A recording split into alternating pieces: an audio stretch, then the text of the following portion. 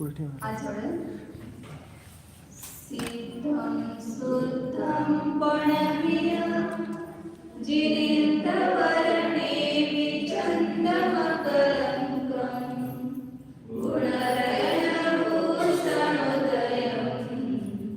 जीवस्य पर्वणं मोक्षम्।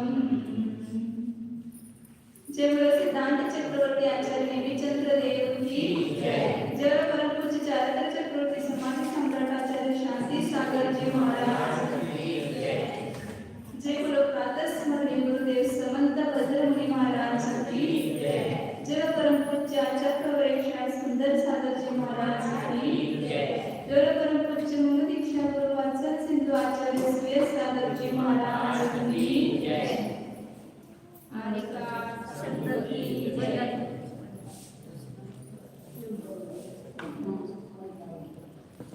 काल आपण 10व 11व पारावं आणि 13व चालू केलं होतं गुणस्थान. 10व्या गुणस्थानाचं नाव काय? सूक्ष्म सामग्री. कशाप्रकारे सूक्ष्म सामग्री? जे दोघे सूक्ष्म आहे त्याला सूक्ष्म सामग्री गुणस्थानावरती म्हणतात. सैन्य. 11व्या गुणस्थानाचं नाव काय? उपशांत. कशा म्हणायचं उपशांत? मग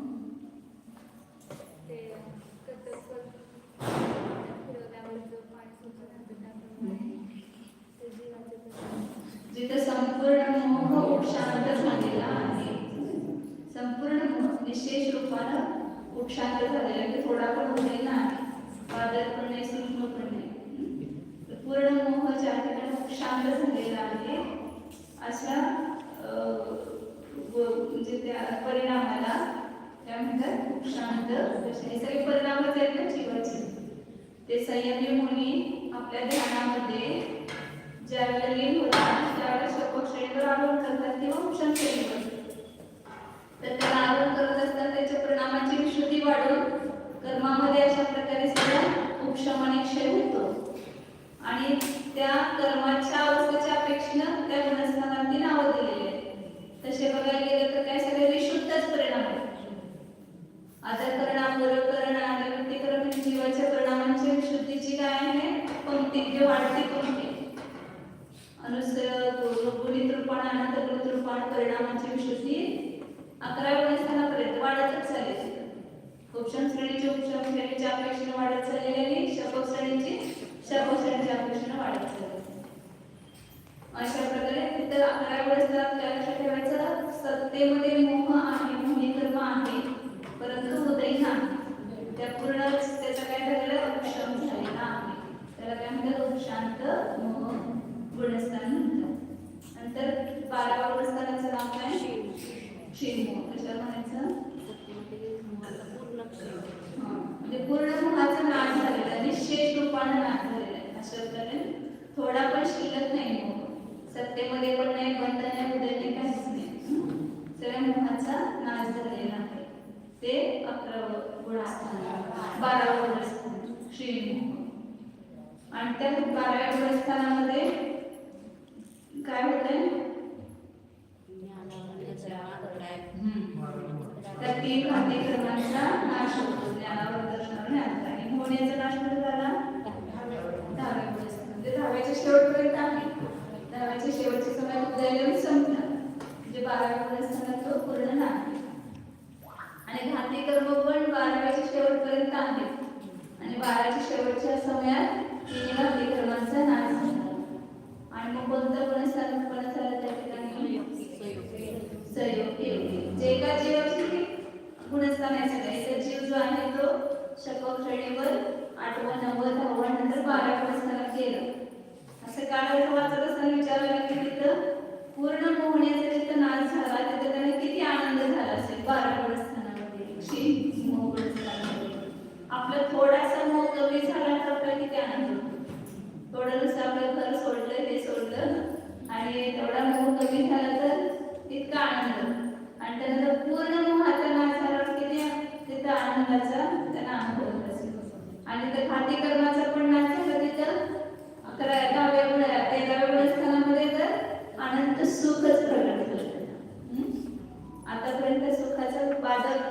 किती कर्म होते. सुखाचे खातर करणारे कोण आहेत? घाती कर्म. आपल्याला ते माहीतच नाहीये. आपण काय म्हणतो, माझ्या सुखाचे खातर कोण आहे? आपले कोण वैरी असतील ते. जाऊ आहे म्हणून मला सुख होत नाही, नवरा असला म्हणून मला सुख मिळत नाही, सासू असले म्हणून मला सुख मिळत नाही. तरी सुखाचं घातक आपण परत वेळा जाणतो, परंतु वास्तविक सुखाचं घातक कोण आहे? तर घाती कर्म. रोजच्या साथमध्ये गाता आहे वास्तुशांताची. केवढी ना कसं सुख आहे एवढं त्याचं वर्णन केलेलं आहे. त्याच्यामध्ये ते सांगितले की घाती कर्म हेच आपल्या खेदाचे आयतन, खेदाचं कारण कोण आहे? घाती कर्म. आता आपल्याला सगळे आहेत घाती कर्म, म्हणून त्रास व्हायला लागलेला आपल्याला. बाहेरच्या फुलांना त्रास होत नाही, ते बाहेरचे सगळे निमित्त मात्र आहे. जर आपल्या कर्माचं घाती कर्माचं उदय नाही तर तिथं काय आता आर्यंत अवस्थेमध्ये ते आपल्यामध्ये लोकांमध्ये संभाषणामध्ये बसलेले, त्यांना कोणाचा त्रास होतो का? शिष्य आले, कोण मला नमस्कार करत नाही, कोण माझी स्तुती करत नाही, किंवा कोण करतात, दोन्हीमध्ये त्यांना असे विचार नाही का? कारण त्यांना घाती कर्माचा अभाव झालेला आहे, मौनी कर्माचा अभाव झालेला आहे. तर त्यांना कोणत्याही प्रकारचा राग द्वेष कशा भाव शिल्लक नाही, म्हणून ते सुखी आहे. मग ज्याला आपल्या पण घाती कर्माचा नाश होईल तेव्हाच आपण सुखी होणार. भले तुम्ही सुखासाठी किती पण प्रयत्न करा तरी सुद्धा तिथं सुख होणार नाही. हे सगळं आपले घाती कर्माचे उदय आहे. म्हणून इथे सांगतात की 13व्या गुणस्थानामध्ये 2 प्रकारची संपत्ती सांगितली आर्यंतांची. कोणती सांगितली? परार्थ संपदा आणि स्वार्थ संपदा. परार्थ संपदा कशा म्हटलं? केवळ ज्ञानाच्या द्वारे दुसऱ्या सगळ्या जीवांच्या अज्ञानाचा अंधकार दूर करतात, म्हणजे आपल्या दिव्य ध्वनीच्या द्वारे उपदेश करतात, त्यामुळे सगळ्यांचं अज्ञान दूर होतं. त्यांची दुसऱ्यांच्यासाठी ही संपत्ती आहे. आणि स्वतःसाठी स्वार्थ संपदा काय सांगितली? नव केवलब्धी. तर नव केवलब्धीची काळाकडे नाव बघितली होती. एकदा फक्त ज्यांना अपरिचय त्यांना थोड्या लक्षात ठेवा. त्या घाती कर्मांचा अभाव झाल्यामुळे शत्रूचा नाश झाला की पारितोषिक मिळते ना आपल्याला, तिथलं राजमुकुट, त्या राजाचं राजमुकुट चढणार डोक्यावर, तर त्याला शत्रूचा परास्त केलाय ना. तसं घाती कर्माचा त्यांनी पराजय केला, अभाव केला, त्यांना एक केवळ ज्ञानरूपी मुकुट, हे शाही नवलब्धी त्या ठिकाणी प्राप्त होतात, प्रगट होतात. तर पहिले ज्ञानावर ह्या शत्रूचा नाश केल्यामुळे त्यांना कोणती लब्धी मिळाली? केवळ ज्ञान. अनंत ज्ञान म्हणा, केवळ ज्ञान म्हणा, शाही ज्ञान म्हणा, सारखं सगळ्यांचा अर्थ एकच आहे. वेगवेगळ्या अपेक्षा दिलेले शब्द आहेत. क्षयाच्या निमित्ताने झालं म्हणून तो क्षयिक भाव आहे. तर क्षयिक शाम तुम्ही ज्ञान, एक शाम एक क्षयिक समजून घ्या. सगळ्याला हे लावायचं असतं. दर्शनावर कर्माचा अभाव केल्यामुळे क्षयिक दर्शन, एकेका शत्रूचा अभाव केल्यामुळे एक त्यांना काय मिळालेले ते लब्धी, म्हणजे संपत्ती प्राप्त झालेली. लब्धी संपत्ती आहे. आपल्याला सुद्धा ही संपत्ती मिळू शकते, परंतु आपण काय करायला पाहिजे? त्या शत्रूवर विजय प्राप्त करायला पाहिजे. मला शत्रू घेतले तर लक्षात घ्या, तर त्याच्यावर विजय मिळवण्याचं आपण लक्षात घ्या. तर पुढे काय सांगतात? दुसरं मोहनीय. मोहनीयचे 2 भेद, एक दर्शन मोहनीय आणि चारित्र मोहनीय. शाहीक सम्यक्त्व, शाहीक चारित्र.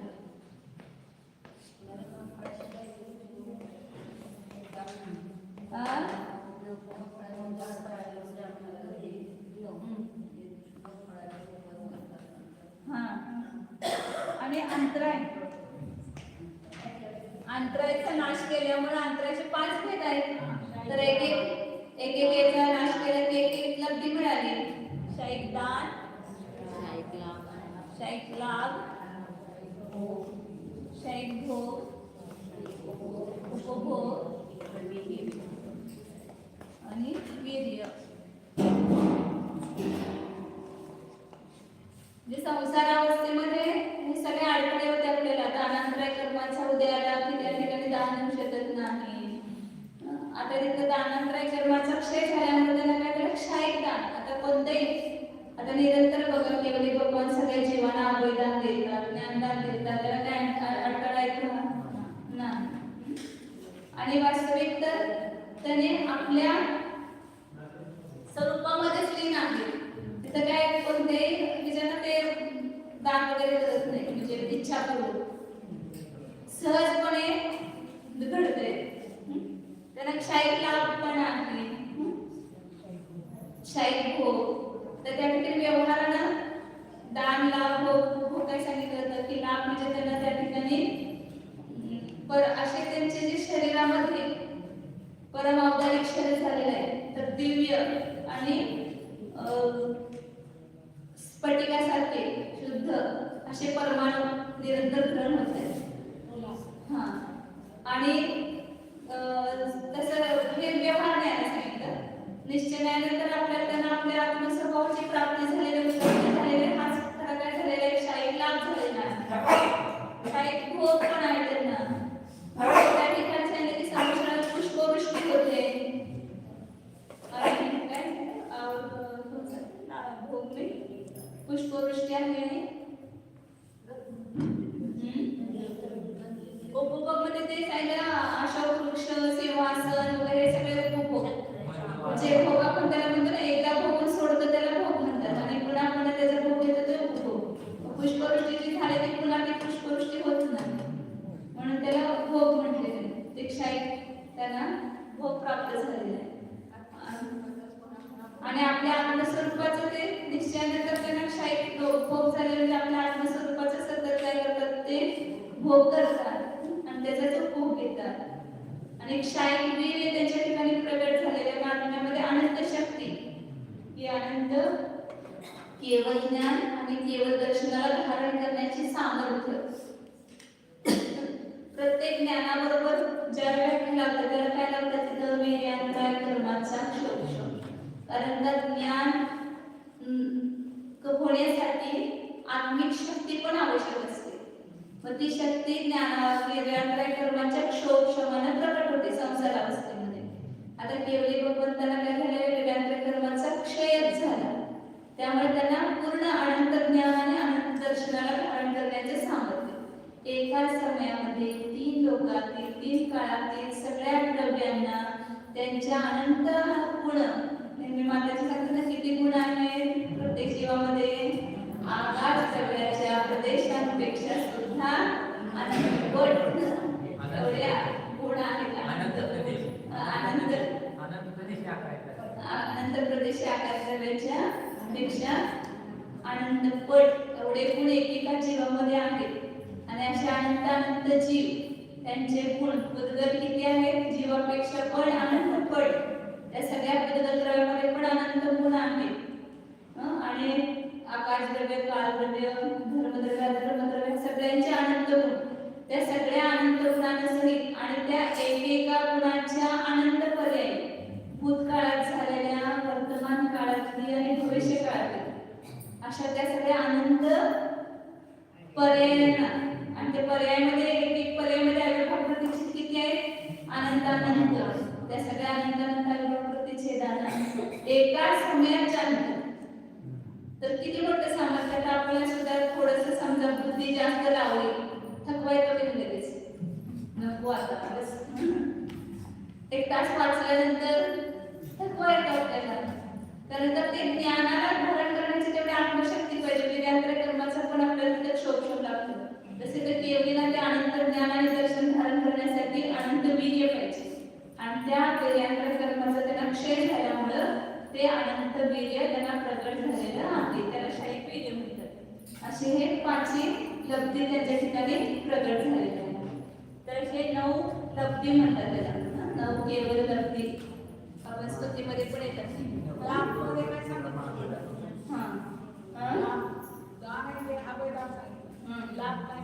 लाभ मध्ये सांगितलं की त्यांचे परम अवतारिक शरीर आहे, ते त्यांचे अवतारिक शरीराचे परिणाम तर त्यांना शाळेत लाभ झालेला आहे.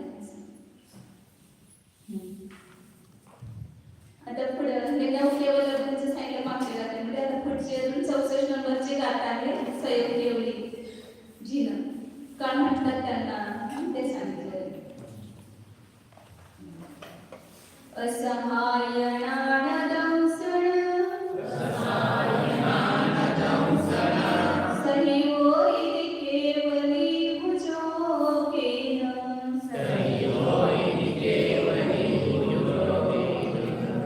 जुत्तोत्ति सजोगी जिनो अनाही नारी से उत्तो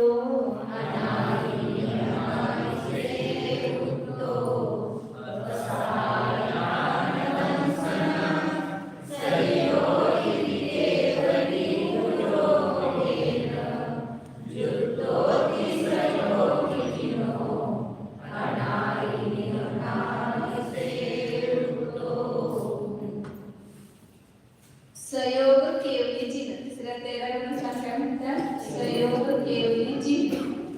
तर संयोग का म्हणतात, केवली का म्हणतात आणि जिन का म्हणतात तर तिन्हीचं कारण सांगताय.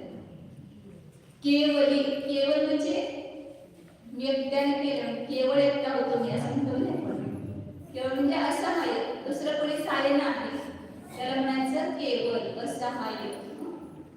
तर केवळ ज्ञान कसं आहे? असहाय्य ज्ञान म्हणतात त्याला. ते केवळ ज्ञानाला कुणाच्या सहाय्याची गरज आहे, त्याच्यामध्ये स्वतःमध्ये एवढी शक्ती आहे त्याला दुसऱ्या कोणाचीच गरज नाही. जो स्वतः काम करायला समजा समर्थ असेल तो काय म्हणतो, मला काय म्हणायची गरज नाही, कोणी येऊ नका, माझं मी एकटा करतो. तसं इतर केवळ ज्ञानाला कोणाच्या सहाय्याची गरज नाही. म्हणजे केवळ ज्ञान कसं आहे? असहाय्य. आणि आपल्याला असहाय्य म्हणून काय करतो आपण? रडतो, मला कोणीच मदत करायला नाही, मी असहाय्य आहे, अनाथ आहे.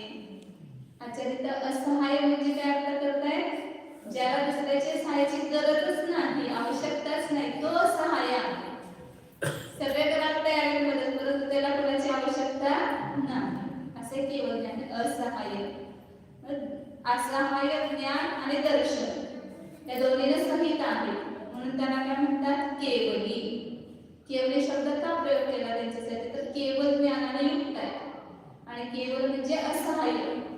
असहाय्य ज्ञान आणि दर्शनाने सहित आहे म्हणून त्यांना केवली हे नाव पडलं.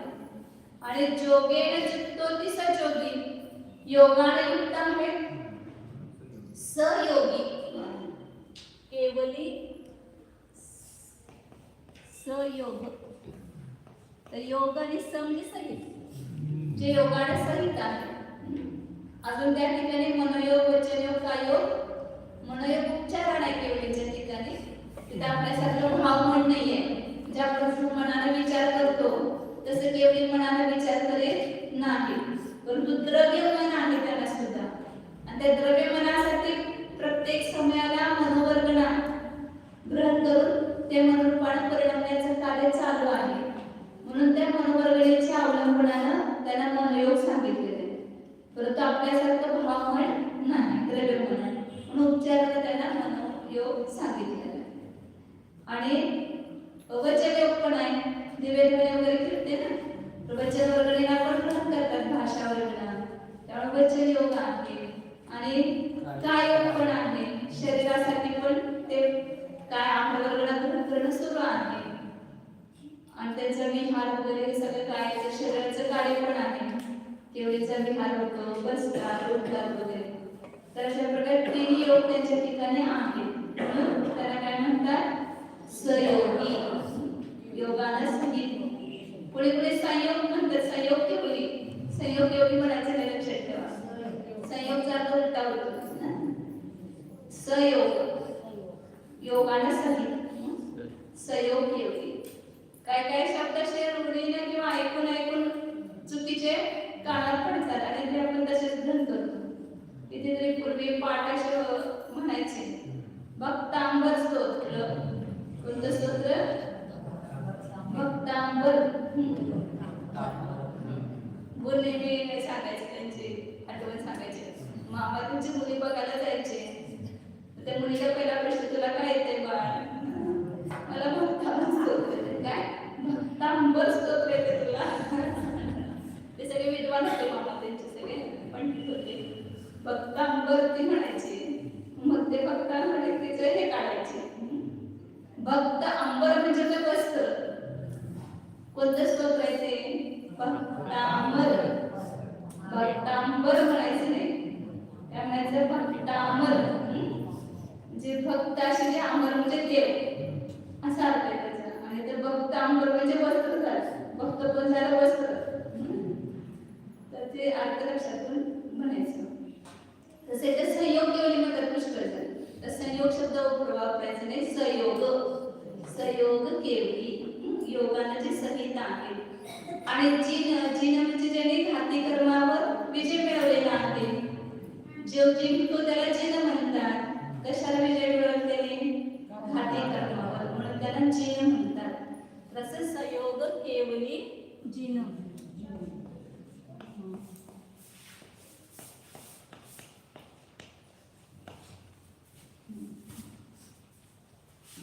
मग संयोग केवली जिन कुणाला म्हणतात सांगितलं तर असं सांगायचं तिथं की जे केवळ ज्ञान केवळ दर्शन सहित आहे, योगाने सहित आहे आणि घाती कर्मावर ज्याने विजय मिळवलेला आहे ते संयोग केवली जिन आहे. 13व्या गुणस्थानात कुठल्याही कर्माचा नाश होत नाही. 13वं गुणस्थान जे आहे ते किती काळ आहे त्याचा? 13व्या गुणस्थानाचा 6व्या गुणस्थानापासून 12व्या गुणस्थानापर्यंत प्रत्येकाचा काळ किती सांगितला? अंतर्मुहूर्ताचा. अंतर्मुहूर्तापेक्षा जास्त नाही. आणि 13व्या गुणस्थानाचा काळ आहे अंतर्मुहूर्तापासून ते 8 वर्ष कमी 1 पूर्वकोटी. कर्मभूमीतल्या मनुष्यांचं आयुष्य किती उत्कृष्ट? 1 पूर्वकोटी. 1 पूर्व इथे दिलं होतं परवा भैया त्याचा अर्थ 70,56,000 करोड वर्षांचं 1 पूर्व दिलं होतं रात्री पण येते स्पर्धेला. आणि अशी किती पूर्व? 1 पूर्व नाही, 1 कोटी पूर्व. 1 पूर्व, 2 पूर्व, 3 पूर्व, म्हणजे त्या पूर्वाला पुन्हा कोटीने म्हणायचं, म्हणजे ते कोटी पूर्व होणार. एवढं आयुष्य असतंय पूर्व कोटी वर्षाचा. त्यामध्ये 8 वर्ष कमी करायचे. कारण का केवळ ज्ञान कुणाला झालं तर 8 वर्ष झाल्यानंतरच होणार. 8 वर्षाच्या अगोदर कुणाला होणार नाही. मग ज्या ह्याला मुलींना 8 वर्षाच्या असतानाच केवळ ज्ञानाची उत्पत्ती झाली तर ते पूर्ण 13व्या गुणस्थानात किती काळ राहणार? पूर्ण पूर्वकोटी आयुष्य संपेपर्यंत. त्यांच्या आयुष्याच्या मध्येच काय होणार नाही, बदलीघात वगैरे होणार नाही. 13व्या गुणस्थानात आयुकर्माचा अपवर्तनाघात होत नाही.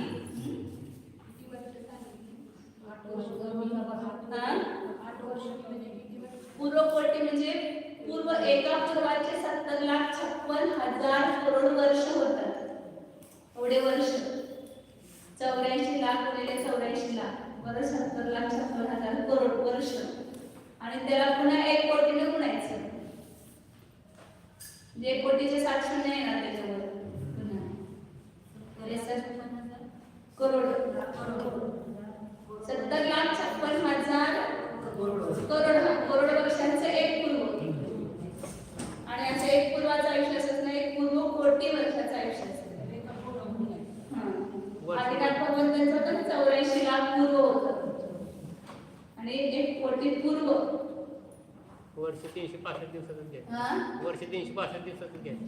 70,56,000 7 शून्य येणार पुन्हा. एक पूर्व कोटी म्हणजे करोड वर्ष. हा हे 7 शून्य येणार आणि ह्याच्यात पुन्हा एवढे करोड. हे एका पूर्वाचं हे झालं ना, एका पूर्वाचं एवढं प्रमाण झालं. आणि ह्याला एवढे करोड पूर्व घ्यायचे. 1 पूर्व, 2 पूर्व असे किती पूर्व घ्यायचे? करोड पूर्व, 1 कोटी पूर्व. म्हणजे त्याला पुन्हा 7 शून्य येणार आहेत. 3 4 5 6 7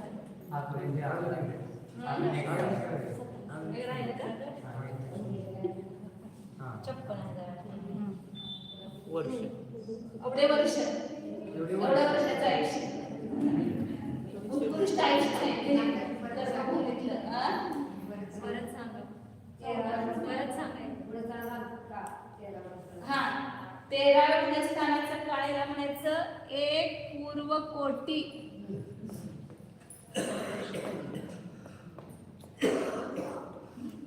तर पूर्वकोटीचं प्रमाण हे एवढे वर्ष आहे. पूर्वकोटी म्हणजे आता लिहिल्यावर तर 70,56,000 करोड वर्षांचं एक पूर्व. असे पूर्व किती घ्यायचे? करोड पूर्व घ्यायचे. मग ते पुन्हा 7 शून्यावर वाढवले. एका करोडाचे 7 शून्य येतात ते मग त्याच्यावर पुन्हा 7 शून्य देतात. तर एवढी वर्ष मी दिले तेवढं 56,000 कोडाकडे म्हटलं नाही. कोडाकडे म्हणता येणार कोडाकडे करोड कोटी कोटी म्हणू शकतो. 56,000 कोडाकडे वर्ष. एवढे वर्षाचं आयुष्य असतं उत्कृष्ट. आणि जर 8 वर्षात झाला हा एवढं आयुष्य असणारा मनुष्य 8 वर्षाचा झाला आणि त्यांनी सम्यक प्राप्त केलं. ते सम्यक गुण असेल किंवा नसेल त्यावेळेला सम्यक प्राप्त केलं. शाहीक सम्यक प्रथमोक्षम करणार, मोक्षोक्षम करणार, मग शाहीक सम्यक प्राप्त करणार, सगळं अंतर्मुखामध्ये. आणि मुनी पण झाला आणि मुनी लगेच शपक्षणीपर चढला अंतर्मुखामध्ये आणि त्याला केवळ ज्ञानाची उत्पत्ती झाली. केवळ ज्ञान प्राप्त झालं. आणि त्यावेळेला तो एवढं आयुष्य असल्यामुळं तेवढे वर्ष त्यांच्या आर्यंत अवस्थेमध्ये राहणार. त्यांचं तीर्थंकर असेल तर संमोषण वगैरे करत, सामान्य केवढे असेल तर त्यांची गंधपूर्ती वगैरे असेल. एवढ्या वर्षापर्यंत त्यांचा सगळीकडे विहार म्हणून त्यांचा उपदेश वगैरे मुख केवळ असेल तर केवळ अवस्थेमध्ये राहणार. त्यांना काय चिंता. तर काय सांगितलं एवढं त्याचा 13व्या गुणस्थानाचा काळ आहे. कमीत कमी किती अंतर्मुख सुद्धा असू शकते. मुनी झाले, केवळ ज्ञान झालं आणि अंतर्मुख मोक्षाला गेले. उपसर्ग झालेले केवळ तर अंतर्मुखच 13व्या गुणस्थानात असतात आणि लगेच मोक्षाला जातात 14व्या गुणस्थानावर. आणि मधलं तिथले किती पण आयुष्य जेवढं असेल तेवढं मुनी झाल्यानंतर केवळ ज्ञान झाल्यावर जेवढं त्यांचं आयुष्य शिल्लक असते तेवढं 13व्या गुणस्थानात राहतात ते आणि मग नंतर मोक्षाला जातात. तर 13व्या गुणस्थानामध्ये कुठल्याही कर्माचा नाश होते परंतु योग निरोध होतो. 13व्या गुणस्थानाच्या शेवटी अंतर्मुख शिल्लक असतो त्यावेळेला काय होतं? योग निरोध. अंतर्मुखच अगोदर होतं. आपण म्हणतो की 2 दिवस 15 दिवस 1 महिना योग निरोध केला तर तो योग निरोधचा स्थूल अर्थ त्यांचं समोषण विघटित झालं. 1 महिना अगोदर किंवा 15 दिवस अगोदर जे त्यांचा उपदेश वगैरे होत होता, समोषण करत होतं, त्यांचा विहार होत होता ते सगळं बंद होणार आणि एका जागेत थांबणार ते. परंतु योग निरोध करायला वेळ किती लागतो? फक्त अंतर्मुख. जसं शपक्षणी जडाला अंतर्मुख तसे योग निरोध करायला सुद्धा अंतर्मुख लागतो. योग निरोध करतात म्हणजे काय होतं? योग म्हणजेच काय आहे? आत्मप्रदेशांचं परिस्पंदन. आत्मप्रदेश आता आपले कशा आहे? हलनचलन करतात. जे एका ठिकाणी स्थिर नाहीये. आता जो प्रदेश इथं आहे तो पुढच्या समय तिकडे खाली येतो. खालचा प्रदेश वर जातो. अमूर्तिक असल्यामुळे आपल्याला ते काय हालचाल झालेली कळत नाही. आत्म्याचे प्रदेश कसे आहेत? अमूर्तिक आहेत. त्याच्यावर काही स्पर्श वगैरे नसतो त्यामुळे आपल्याला ते जाणवत नाही. परंतु ते आत्मप्रदेश कसे आहेत? परिस्पंदन सुरू आहे त्या आत्मप्रदेशांचं म्हणून तो योग. आणि मग त्या प्रदेश जे परिस्पंदन होते त्यालाच योग म्हटलेले आहे. आणि ती जी शक्ती आहे ती कमी कमी होती पहिला. जसं आता ते 9व्या गुणस्थान सांगितलं ना, बादरपृष्टी अपरस्पर्धक करतो, बादरपृष्टी करतो, मग सूक्ष्मपृष्टी करतो. तसं योगाची त्या ठिकाणी 13व्या गुणस्थानात काय होते? योगाचं सुद्धा अपरस्पर्धक. जसं कर्माची स्पर्धा रचना आहे तशी आत्मोपदेशांच्या योगाची पण काय आहे ते सगळे तशीच स्पर्धक रचना आहे, अनुभवाची रचना आहे. आणि ती शक्ती कमी होते पहिल्या योगाची. मग ते बादर करतो पृष्टी, त्यानंतर ते पुन्हा त्याचा योगाचा शक्ती अजून पुष्ट करून सूक्ष्म करतो आणि मग त्यानंतर त्याचा अभावच करतो. ओळीनं पहिला मनोयोगाला रोखणार, मग वचन योगाला, मग काय योगाला आणि मग योगाचा अभावच होतो. की तो 14व्या गुणस्थानात जातो. म्हणजे त्या 14व्या गुणस्थानाचं नाव काय होतं? अयोग केवली. त्या केवलीचं गुणस्थानाचं स्वर निरूपण पुढच्या गादीमध्ये करतात. 13व्या गुणस्थानाच्या शेवटी योग निरोध होतो, एवढंच तुमचं लक्षात ठेवा. आणि तिथं मग तिसरं शुक्ल ध्यान सांगितलंय, सूक्ष्म क्रिया प्रतिपाती. म्हणजे तो योग सूक्ष्म झाल्यानंतर होणारं ध्यान, योगाचा निरोध करण्यासाठी झालेलं ध्यान, त्याला म्हणायचं ध्यान, सूक्ष्म क्रिया प्रतिपाती ध्यान. अशा प्रकारे 13व्या गुणस्थानात हे कार्य होते. सगळं शास्त्रामध्ये डिटेल सांगितलेलं आहे, वर्णन केलेलं आहे. आता पुढे 14व्या गुणस्थान बघू आपण. सेलेसिम संपत्तो निरुद्ध निस्सेस आसो जीवो कम्मरय विप्पमुक्को गयजोगो केवली होती.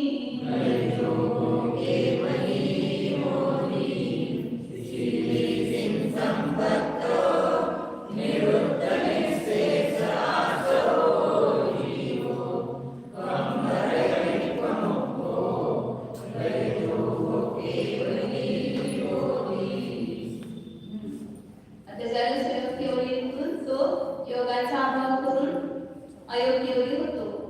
म्हणजे काय बोलते त्या ठिकाणी सांगतात की स्थिलेसिम संपत्तो, शीलाच्या ईश भावाला, स्वामीपणाला तो प्राप्त झाला. जे सगळ्या 18,000 शीलाचे किती भेट सांगितलेले? 18,000. मुनी 18,000 शीलाने स्थित असतात म्हणतात, परंतु त्या शीलाचा स्वामीपणा, पूर्ण शील कुठं प्राप्त झालं? 14व्या गुणस्थानात. अजून 13व्या गुणस्थानात सुद्धा सहयोग केवलीची ज्यांना अजून पूर्ण शैलेश भावाला प्राप्त झालेले नाही, कारण का अजून त्या ठिकाणी काही योग आहे. तर शीलाचे भेद 18,000 कसे होतात? जसं आपण प्रमादाचे भेद केले 80, विकथा, कषाय आणि इंद्रिय यांना गुणल्यानंतर किती भेद झाले? 80 भेद झाले. तसेच तिथं शीलाचे पण भेद सांगितले.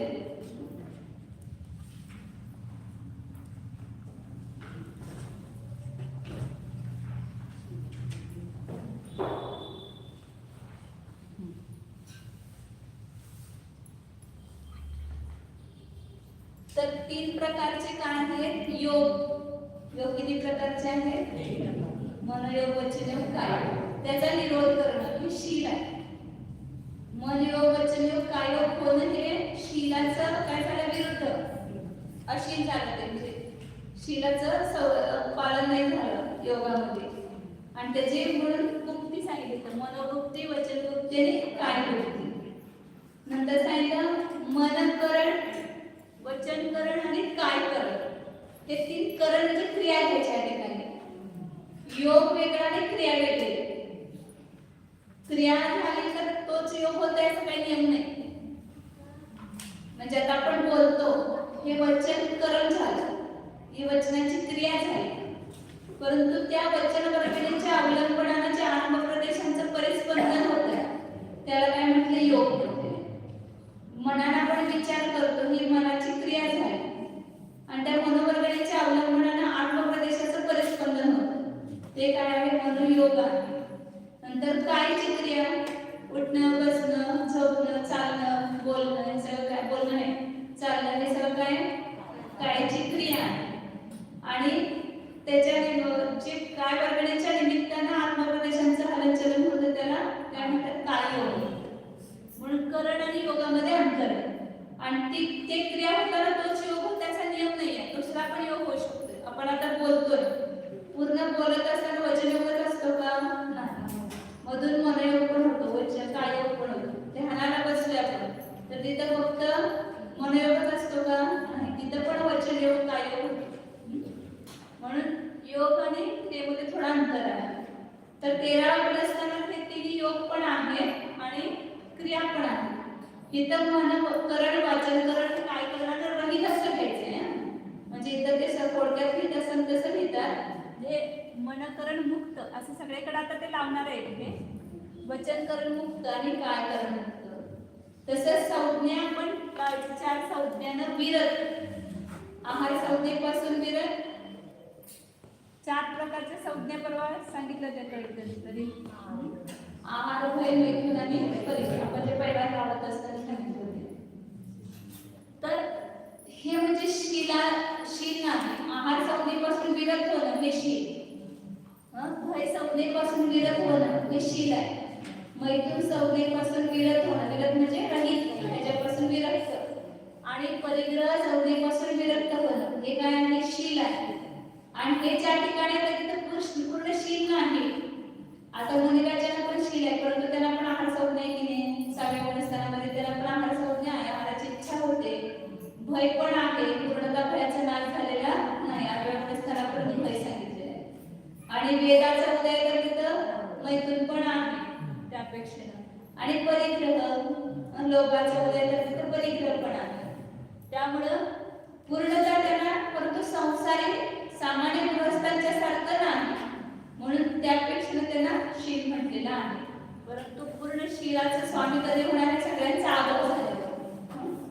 म्हणून आहारात संज्ञा विरत, भय संज्ञेपासून विरत, मैथुन संज्ञेपासून विरत आणि परिग्रह संज्ञेपासून विरत. नंतर सांगितले की 5 इंद्रिय, 5 इंद्रियांच्या विषयापासून पण त्याला संयम. स्पर्शेंद्रियावर संयम असणं, रसनेंद्रियावर संयम असणं हे काय? शील आहे. आपण शील म्हणजे एकच समजून बसतो फक्त, की फक्त परपुरुषांच्या बरोबर आसक्त न होणं म्हणजे शील. परंतु सांगितले तिथं सूक्ष्म रूपाने 5 इंद्रियांचा जर असंयम असेल तर ते पण काय आहे? शील, अशील आहे, म्हणजे कुशील आहे. 5 इंद्रियांच्यावर काय पाहिजे? संयम पाहिजे. तर तो शील, त्याला शील म्हणतात. मग स्पर्शेंद्रियामध्ये आसक्त असेल तर तो शीलवान आहे का? नाही. रसनेंद्रियामध्ये आसक्त असेल तर ते अब्रह्म म्हणलेले, ब्रह्माचं सेवन आहे ते. 5 इंद्रियांचे विषय भोगणं म्हणजे आपल्या आत्मस्वरूपापासून तो विमुखच आहे ना. घ्राणेंद्रियाचे विषय भोगणं, रसनेंद्रिय, चक्षुरेंद्रिय आणि कर्णेंद्रियाचं. तर हे 5 इंद्रियांच्या विषयापासून काय असतो? विरत म्हणजे समृद्ध. तर त्याला काय म्हणायचं? शील. इथं ते थोडक्यात सगळं लिहिलंय ना. स्पर्शेंद्रियापासून समृद्ध असं म्हणायचं. रसनेंद्रियापासून समृद्ध, घ्राणेंद्रियापासून समृद्ध, चक्षुरेंद्रियापासून समृद्ध आणि श्रोतेंद्रियापासून समृद्ध. नंतर सांगितले की 10 प्रकारचे जीव आहेत. जीवाचे भेद 10 प्रकारांनी केले आणि त्याच्या हिंसेपासून विरत, जे त्यांचा संयम. प्राणी संयम आणि इंद्रिय संयम 2 असतात की मंदिराच्या. मग हे इंद्रिय संयम आला येतो आणि तर प्राणी संयम आला. जे प्राणी संयम करणं, प्राण्यांची हिंसा न करणं हा संयम झाला. म्हणजे तर पृथ्वी काय एकेंद्रियाचे 6 भेद केले. पृथ्वी, तेज, वायू, प्रत्येक वनस्पती आणि साधारण वनस्पती. आणि 6 एकेंद्रियाचे भेद झाले. आणि द्विंद्रिय, त्रिंद्रिय, चतुरेंद्रिय, पंचेंद्रिय हे तसं जीवाचे 4 भेद. असे एकूण किती भेद झाले? 10. तर त्या 10 प्रकारच्या जीवाच्या हिंसेपासून विरत, त्याची हिंसा न करणे, हे 10 प्रकारचा संयम झाला. आणि 10 दशधर्म, मुनिराज काय करतात? दशधर्माचं पालन करतात. मग तर ह्याच्यापासून, हिंसेचा हे काय? विरोध करायचा म्हणजे संयम करायचा. संवृत्त, ह्या संज्ञेला विरत, मनोवचन काय? कर्णानं मुक्त आणि मनोवृत्ती, वचनवृत्ती आणि कायवृत्ती नसली. असे मग आपण जसं ते 80 भेद केले ना, तसे ह्याचे मग 18,000 भेद होतात. कसे होतात? तिकडून करूया. 3 गुणिले 3 किती झाले? 9.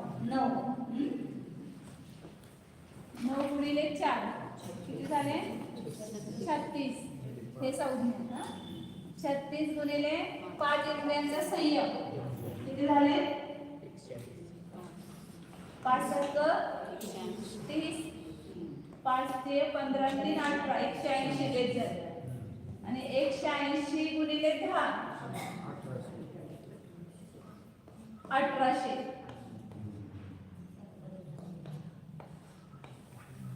आणि 1800 गुणिले 10 किती झाले? 18चा शेप पाठ झाले की तुम्हाला सगळे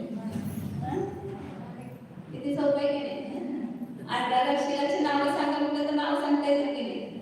ओळीनं करत जायचं जसं आपण आईशी भेट केले तसं एक एक घ्यायचं त्या ठिकाणी.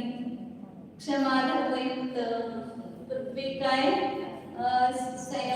संयमामध्ये रत, स्पर्शेंद्रियापासून समृद्ध, आहारापासून आळसावतेपासून विरत, मनकार्यमुक्त, मनोमुक्ती सहित. असं हे पहिलं शिलाचा भेद झाला. मग दुसरा काय केला? क्षमा सोडायचं, मार्ग व्हायचं. आणि मार्ग घेऊन पुन्हा मार्ग धर्मयुक्त, पृथ्वी काय संयम सहित, हे 3 हे सगळं लावायचं. पहिला ते 10 घ्यायचे, ते 10 बदलत जायचे आणि ते तसंच ठेवायचं पहिले आपण जसे प्रमाणामध्ये करत गेलं तसं. मग पुन्हा तो अक्षरपणा आणायचा जागेवर, महापृथ्वीचा बदलून कुठे घ्यायचा? अप. त्या अप बरोबर 10 होणार. मग पुन्हा अप बदलून हे तसेच ठेवायचे सगळे. मग अप बदलून काय करायचं? तेच काय घ्यायचं, त्याचे 10 होणार. मिळालं झोपली का? सांगा तुम्ही म्हणजे झोप झाली. चौथं काय करणार? त्याच्यावरनं वायू, त्याचे किती होणार? 10 होणार. पुन्हा प्रत्येक वनस्पतीचे किती होणार? 10. मग साधारण बरोबर ते द्वादश धर्म घेणार ते 10. इंद्रियाचे 10, इंद्रियाचे 10, चतुर्वेदाचे 10 आणि पंचेंद्रियाचे 10. म्हणजे किती झाले? त्याच्यातून 100 झाले. 100 झाले. आता ते पुन्हा दोन्ही जागेवर आणायचे सुरुवातीला पहिल्याच्या स्थानावर. आणि पुन्हा एक स्पर्शेंद्रियाबरोबर 100 झाले. तसं रसनेंद्रियाबरोबर ते 100 घ्राणेंद्रियावर 100, चक्षुरेंद्रियावर 100, श्रोत्रेंद्रियावर 100, इथे झाले 500. मग ते तिन्ही परत आपल्या जागेवर आणायचे. मग 500 एकावर झाले की नाही? आहार संज्ञे बरोबर. तर 500 भय बरोबर, 500 मैथुन बरोबर, 500 परिग्रह बरोबर. किती बेट झाले? 2000. आता मनन करण्याबरोबर 2000 झाले. मग ते सगळे 2000 वचन करण्याबरोबर येणार. पुन्हा तेच 2000 काय करण्याबरोबर येणार? 6000. तर ते 6000 एका मनोमुक्ती बरोबर, 6000 मनोमुक्ती वचन मुक्ती बरोबर आणि 6000 काय मुक्ती बरोबर. 8000 तर असे 8000 सगळे पाठ होतात तिथे ध्यानामध्ये. शंकर महाराजांना काय तर कोणतं प्रश्न विचारला तुम्ही 84 लाख उत्तर कधी लक्षात ठेवता सगळे? म्हणजे आम्हाला ध्यानामध्ये सगळं पाठ होतं. तर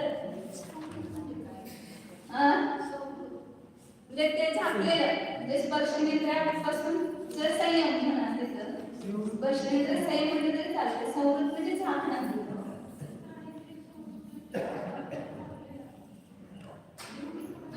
घ्राणेंद्रियाच्या विषयामध्ये प्रवृत्ती नाही, त्याच्यामध्ये वृत्त म्हटलं तरी चालतंय. त्याचा अर्थ तोच आहे. संवृत्त म्हणजे संवर होतोय. संवृत्त म्हणजे ते इंद्रिय झाकलेले आहे. झाकलेला याचा अर्थ त्याच्यामध्ये प्रवृत्ती नाही, त्या इंद्रियाच्या विषयामध्ये प्रवृत्ती नाही. तर ह्याचा अर्थ कसं गुढयंत्र तयार करायचं. ते सोनार गुढयंत्र त्याच्या खाली 1 पासून ते क्षमापासून अर्धपर्यंत काय येणार? 10 पर्यंत. 1, 2, 3 असे 10 पर्यंत लिहायचे.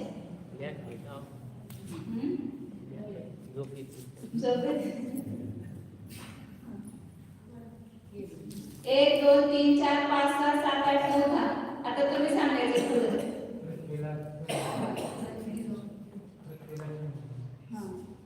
10 लिहिल्यानंतर खाली पृथ्वीला काय येणार? 0. मग अपकाईटला किती येणार? 10. तेच काईटला किती येणार? 20. 10चा पाडा घ्यायचा. 30, 40, 50.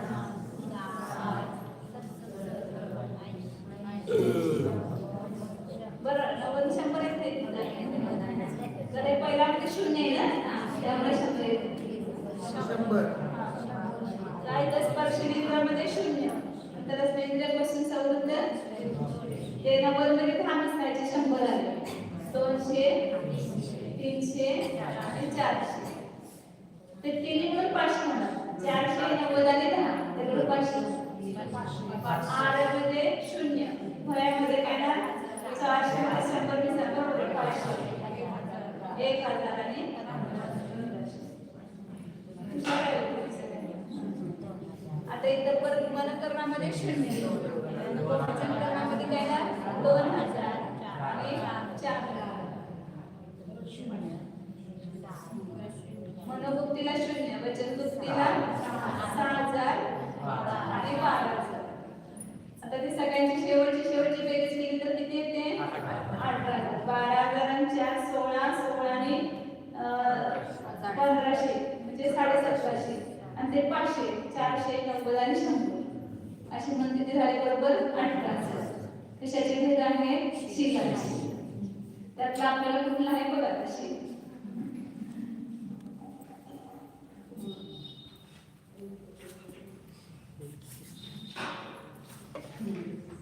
सम्यक दर्शन प्राप्त झाल्याशिवाय शिलाला सुरुवातच होत नाही. विद्यार्थी किती पण कठोर तपश्चर्या करू दे, परंतु त्याला तसे धर्म आहेत का? नाही. संज्ञाना काही का? नाही. सगळ्याचे सगळे त्याला हे आहे, त्यामुळे कुठले शील त्याला नाही. तर काय ते दिसते सगळं क्लिअर दिसते. तर काय सांगितलं होतं आता? 14व्या स्थानामध्ये हे सगळे शील प्राप्त झाले. क्रमाक्रमाने प्राप्त म्हणजे राजाला पण आहेत, पण तसे धर्म आहेत राजांच्या जवळ. एक आंशिक रूपात ते संयम, दश प्राण्यांचा पण काय आहे? संयम आहे. भले ते इच्छापूर्वक करत नाही ते कुठल्याही जीवाची हिंसा. 5 इंद्रियांचा पण तिथे संयम आहे. 4 संज्ञापासून पण आंशिक रूपाने ते विरत आहे, जे स्थूल नाही आहे, तिथं सूक्ष्म आहे. आणि हे करण आणि ह्या बुद्धीनं पूर्णता घेते, पण तो जेवढ्या अंशाने ते बुद्धी पाळतात तेवढ्या अंशानं आहे.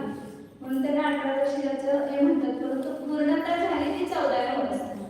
जसं निर्ग्रंथता पूर्णता प्रगट झाला 12व्या अवस्थेत, तसं हे शील पूर्णता कुठं झाला? 14व्या अवस्थेत.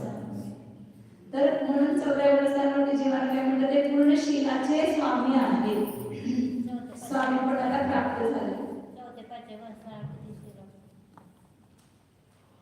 4व्या अवस्थांमध्ये जसं आता अनंतानुबंधी कशाचा अभाव झाला, त्यापेक्षा दशधर्म तिथं प्रगट झालेले आहे, म्हणजे व्यक्त झालेले. त्याच्या अनंतानुबंधी क्रोधाचा अभाव झाला, अनंतानुबंधी मान कशाचा अभाव, क्षमा मार्ग वगैरे आहे. तर त्यापेक्षा दशधर्म आहेत त्या ठिकाणी. यापेक्षा थोडं आंशिक रूपाने म्हणू शकतो तिथं. एक इंद्रियापासून विरत नाही आहे कुठल्याच तिथं 14व्या अवस्थेला ते पण नाही ना. 5व्या मध्ये आहे आंशिक रूपाने कसं जीवाच्या हिंसेपासून विरत झाले, असं ते वाढत जाणार प्रत्येक अवस्थानामध्ये. आता 14व्या अवस्थानामध्ये शीलाच्या ईशपणाला प्राप्त झालेले आहे. आणि काय करा 14व्या अवस्थानामध्ये निरुद्ध निष्ठेचा आश्रव जीव. आश्रव कशामुळे होतो? आश्रवाचं कारण काय सांगितलं? काय वागण कर्म योग स आश्रव सावादे मन वचन काय योग हाच काय आहे? आश्रव. आणि योग आश्रवाला कारण आहे. योग असेल तिथं आश्रव नियमानं होणार. पण 13व्या गुणस्थानापर्यंत योग आहे, म्हणून तिथं काय होत होतं? 13व्या गुणस्थानापर्यंत कर्म येत होते, म्हणजे कर्मानुरूप कर्मरूप परिणमत होत्या. आणि एक 7 विज्ञानचा तिथं आश्रव होत होता. 11, 12 आणि 13 गुणस्थानामध्ये तिथं सांगितलं 10व्या गुणस्थानापर्यंत सांप्रदायिक आश्रव आहे. आणि 11व्या गुणस्थानापासून इर्यापत आश्रव. एक तत्पर सूत्र शिकताना पुष्कळ शब्दांची आपल्याला ओळख होते. सगळे येते तत्वसूत्रामध्ये, काय येत नाही असं नाही. तिथं सगळ्यामध्ये 2 आश्रवाचे भेद सांगितले, सांप्रदायिक आश्रव आणि इर्यापत आश्रव. संप्रदायाचे कशाय सहित जीवाना जो आश्रव होतो, कशाय कुठेपर्यंत आहे त्याला तुम्ही शिकता कुठेपर्यंत आहे? 10व्या गुणस्थानापर्यंत. म्हणून तिथे 10व्या गुणस्थानापर्यंत कोणता आश्रव आहे? सांप्रदायिक आश्रव आहे. आणि 11व्या गुणस्थानापासून कशाय नाही, त्यामुळे तिथं काय म्हटलं? इर्यापत आश्रव म्हणजे कर्म परमाणु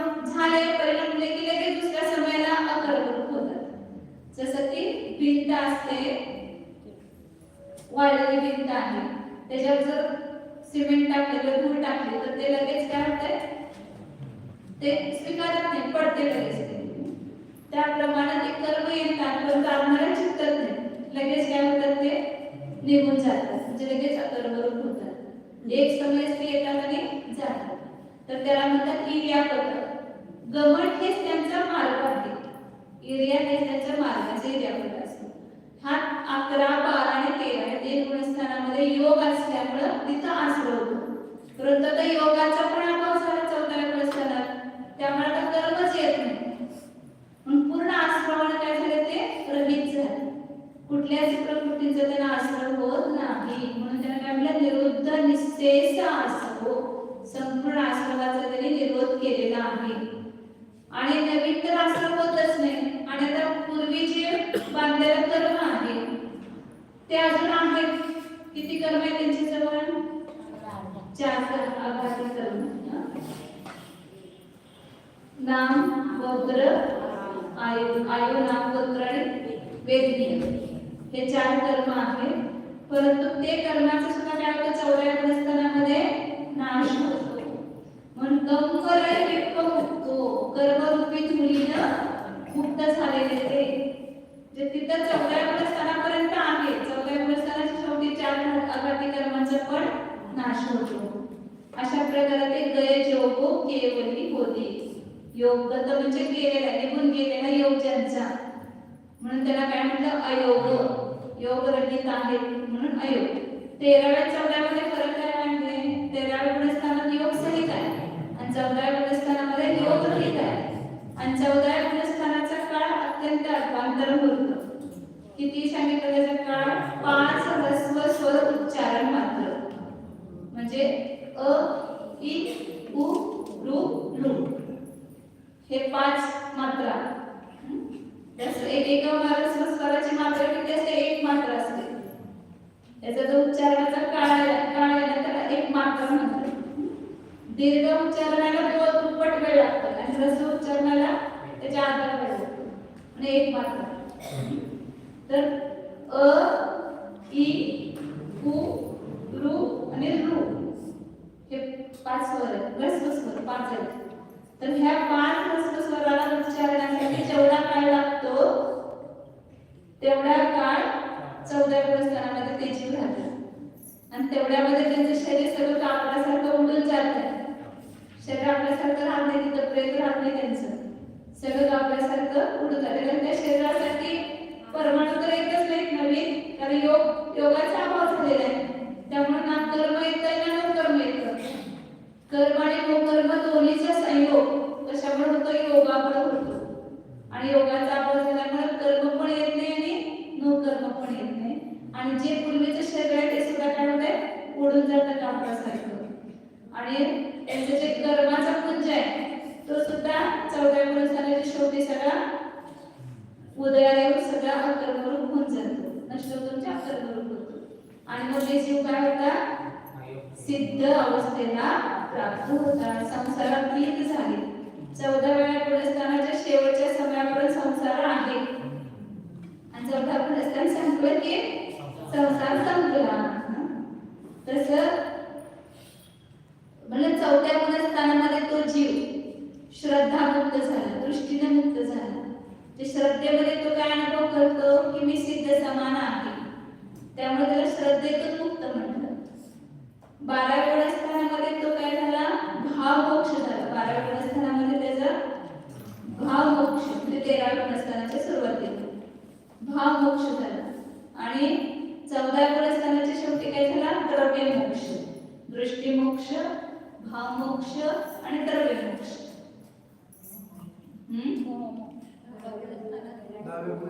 मोह मोक्ष, मोहाने राहायचं.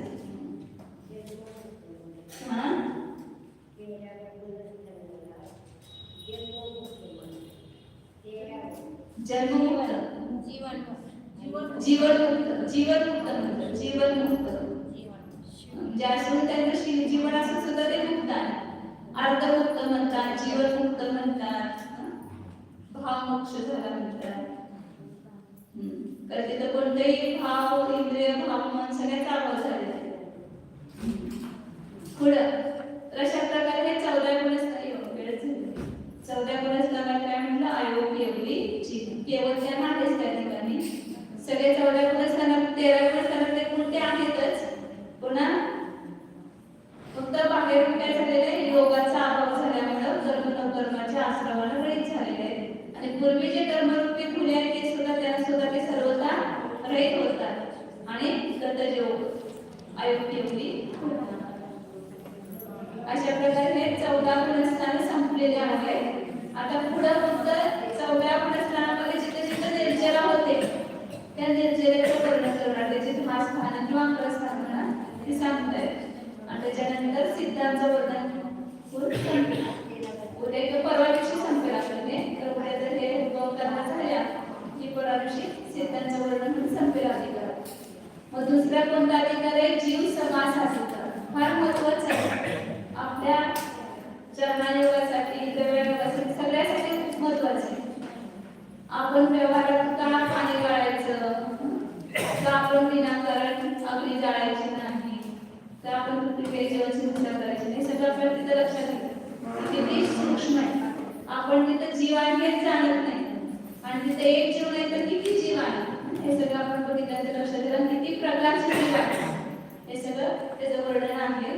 तर अत्यंत महत्वाचं त्यामुळे कोणी चुकवू नका आणि सगळ्यांना घेऊन या तुमच्या मैत्रिणींना असल्यामध्ये मैत्रिणी म्हणजे जास्त आपण उपयोग करायचा बाकीच्या संसारिक लौकिक कामासाठी कुठं तर साडीचं सेल आणायचं जाऊया आणायला त्याला सगळ्याला आपण काय करतो मैत्रिणी घेऊन जातो आणि सासरा येताना तो जीवन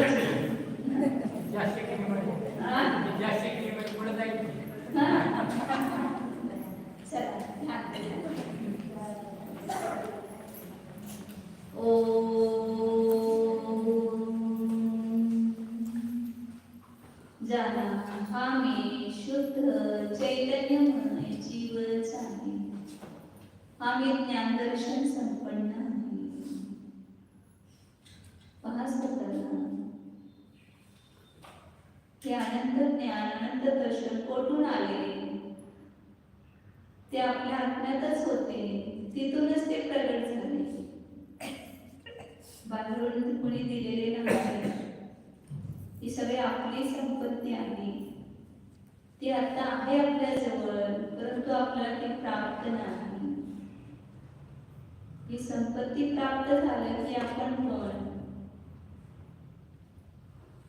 अत्यंत सिद्ध बनणार आणि ही आपली उपलब्धी ही आपली संपत्ती प्राप्त करणे हेच आपले लक्ष्य आहे.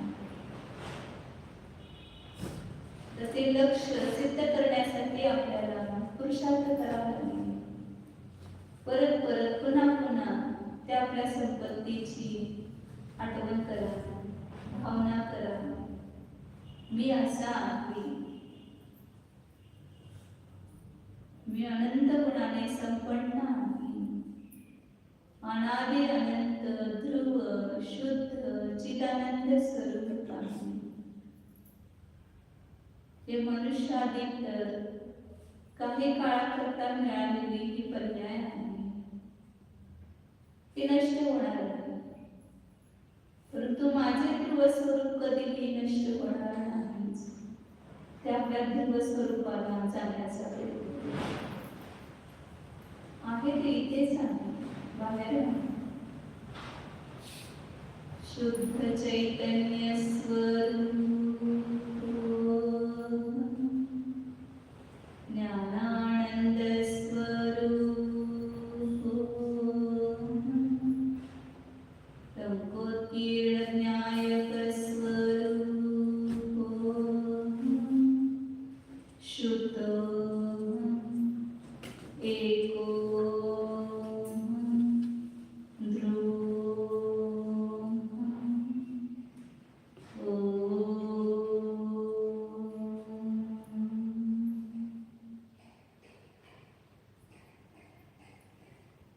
Research.